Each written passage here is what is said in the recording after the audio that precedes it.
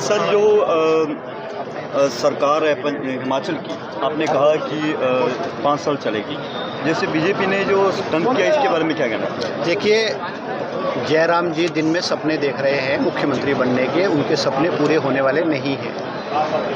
सुखविंदर सिंह सुक्खू जी के सरकार के पास स्पष्ट बहुमत है।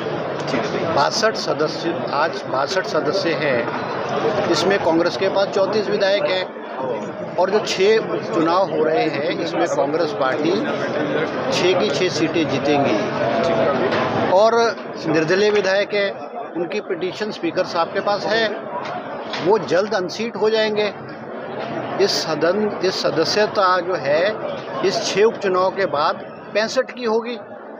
65 सदस्यों में कांग्रेस के पास 34 विधायक हैं, तो भारतीय जनता पार्टी के पास तो 25 हैं।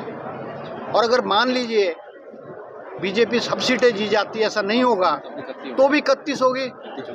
कांग्रेस के पास तो 34 होंगे, तो भारतीय जनता पार्टी सरकार कहाँ से बनाएगी? केवल और केवल ये बातें जयराम जी अपने वर्करों का मनोबल बढ़ाने के लिए और कांग्रेस के वर्करों का मनोबल गिराने के लिए बात कर रहे हैं। मगर क्या लोग जनता नहीं जानती है?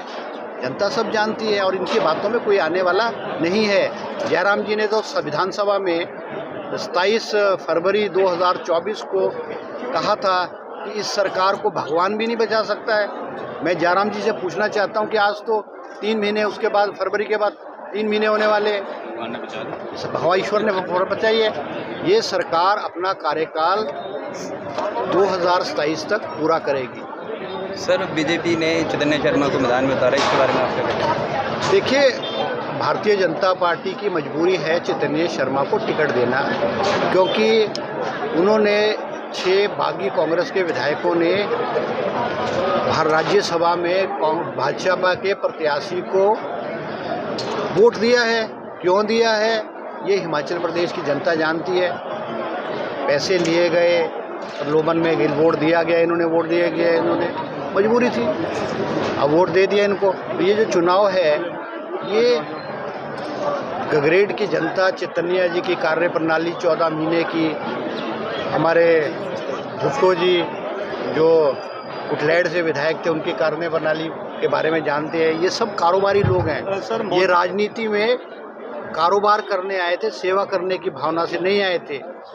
जब इनका जो कारोबार इस सरकार में सुखविंदर सिंह सुक्खू जी के नेतृत्व में फला फूला नहीं, तो इन्होंने मुख्यमंत्री के खिलाफ बगावत कर दी।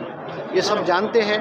और इन विधायकों की अपने चुनाव क्षेत्र में क्या कार्यप्रणाली रही है, किस प्रकार से पैसे को ऐंठा जाता था, कैसे लोगों को दबाव डाल करके पैसा ऐंठा जा रहा था, ये बातें किसी से छुपी हुई नहीं है, ये सब जानते हैं। और ये सारा आज गगरेट चुनाव क्षेत्र में ये सारे मुद्दे बने हुए हैं और आज गगरेट की जनता जो है इस इंतज़ार में बैठी है कि हम कब चैतन्य शर्मा को हराएं।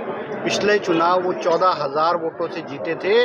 मैं कह सकता हूं कि 28,000 वोटों से अधिक जो है चैतन्य शर्मा गगरेट विधानसभा चुनाव क्षेत्र से चुनाव हारेंगे।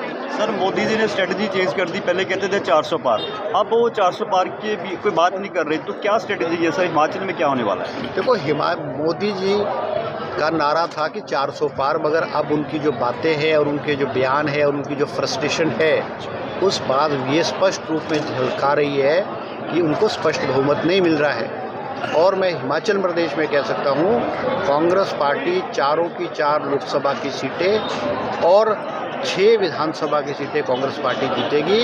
हिमाचल प्रदेश की जनता की मुख्यमंत्री सुखविंदर सिंह सुक्खू और कांग्रेस सरकार के प्रति सिंपैथी है।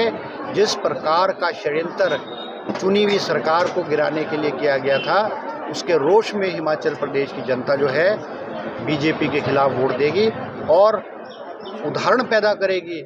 ये जो ऑपरेशन लोटस जो हिमाचल प्रदेश में जो है जिसको फेल किया गया है, और ऐसा ऑपरेशन लोटस हिमाचल प्रदेश में भारतीय जनता पार्टी कभी भी करने की कभी सोचेगी नहीं। सर, एनडीए के एक प्रत्याशी ने 2000 महलों के साथ कुकर्म किया है सर, तो कैसे देखते हैं इसको आप? देखो, ये बड़ा दुखद है कि भारतीय जनता पार्टी में ऐसे लोग हैं जो भ्रष्टाचारी हैं, रेपिस्ट हैं, मर्डरर हैं। और जब कोई व्यक्ति जितना मर्जी भ्रष्टाचारी हो, जब वो बीजेपी में चला जाता है उसका भ्रष्टाचार भी, उसके पाप भी धुल जाते हैं। जो बीजेपी का विरोध करता है उसके पीछे ईडी और सीबीआई लगती है, उसको सलाखों के पीछे जाना पड़ता है।